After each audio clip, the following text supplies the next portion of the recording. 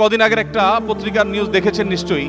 জাপানে কয়েক বছরের মধ্যে অগণিত মানুষ, বহু মানুষ তারা মরে বাসার মধ্যে পচে গলে দীর্ঘদিন পর তাদের লাশের দুর্গন্ধ যখন ছড়িয়ে পড়েছে তখন তাদেরকে দরজা ভেঙে উদ্ধার করা হয়েছে।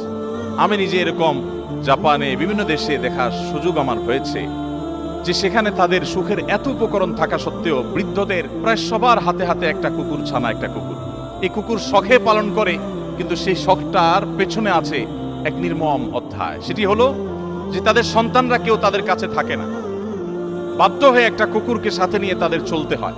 ভাইরা আমার, আমাদের এই সমাজে এখনো বাবারা ছেলে মেয়ে অধপতন আমাদের চরমে। এরপরও আমাদের এই সমাজে বাবারা ছেলে মেয়েদেরকে যতটা ভালোবাসেন, আমাদের সন্তানরা বাবা মাকে যতটা ফিল করেন, পশ্চিমারা এগুলো চিন্তাও করতে পারে না, ওরা ভাবতেও পারে না। ওদের পারিবারিক জীবনে আমাদের সুখ